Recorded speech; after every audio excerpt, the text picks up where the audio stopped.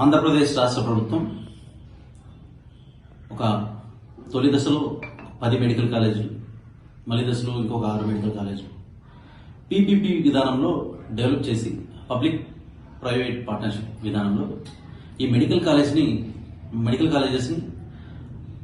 యూజేజ్లకు తీసుకొచ్చి అది స్టూడెంట్స్కి కానీ లేదా రోగులకు కానీ అందుబాటులో ఉంచడం కోసం ప్రైవేట్ పబ్లిక్ పార్ట్నర్షిప్ విధానంలో ఈ మెడికల్ కాలేజీని తీసుకురావాలనే ఒక డిసిషన్ గవర్నమెంట్ ఎప్పుడైతే తీసుకున్నదో ఆ రోజు నుంచి జగన్మోహన్ రెడ్డి గారు మరియు వాళ్ళ సైకో బ్యాచ్ అందరూ కూడా దీనిపైన ఏదో పబ్లిక్ ప్రైవేట్ వ్యక్తులు పెట్టుబడులు పెట్టాలని కూడా బెదిరించే స్థాయికి వచ్చేసారు.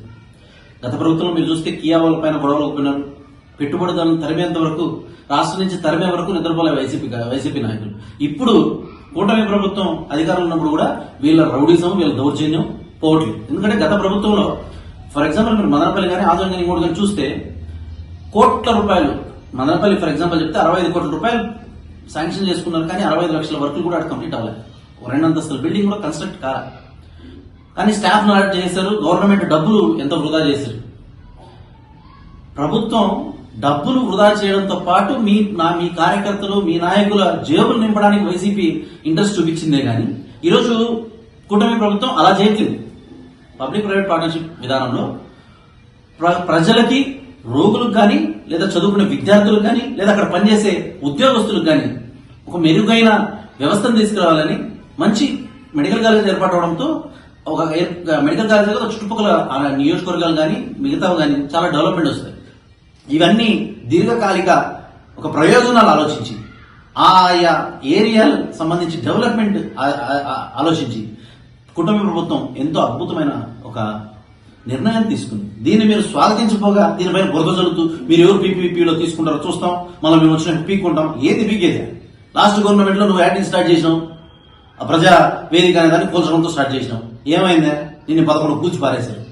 ఇప్పటికీ మీకు బుద్ధి రాకుండా ఎక్కడ తిరిగి ప్రభుత్వ ఆస్తులు ధ్వంసం చేద్దామా, ప్రైవేట్ ఆస్తులు ధ్వంసం చేద్దామా, లేదా మనకి ఎన్నో అనుకుంటే మనం ఏదైనా కంపెనీ పెట్టాలంటే 50% మీ జగన్మోహన్ రెడ్డి సైకో బ్యాచ్ కో మీకు షేర్లు ఇస్తే మీరు ఓకే, మీకు లేదు, మీకు డబ్బులు రావట్లేదంటే అప్పుడు ప్రభుత్వం ఏది చేసినా మీరు బురద చల్లడం, ప్రైవేట్ గా పెట్టుబడులు పెట్టే వాళ్ళని బెదిరించడం, ఇవన్నీ ఇప్పటికీ మీకు 11 సీట్లకు పరిమితం అయిపోయి ప్రతిపక్ష హోదా కోసం అడుక్కుంటాడా మీరు ప్రతిరోజు?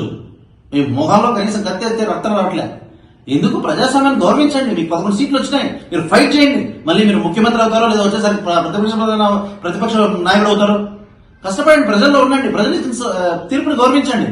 మీరేం రావడంతో 150 సీట్లు ఏం గెలవలే, 1 సీట్ 2 సీట్లతో వచ్చిన మీరు కూడా ఇప్పుడు ఎందుకు అంత ఆవేశపడుతున్నారు? అప్పుడైనా మీకు ప్రతిపక్ష హోదా లేదే, ఇప్పుడు ఎందుకు ప్రతిపక్ష హోదా?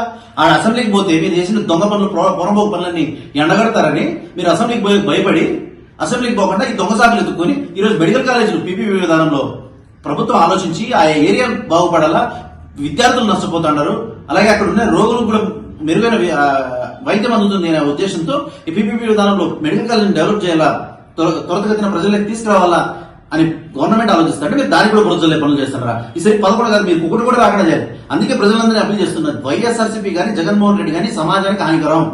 దయచేసి ఆయన్ని సమాజం నుంచి వెలగొట్టండి, రాజకీయాల నుంచి వెలగొట్టండి.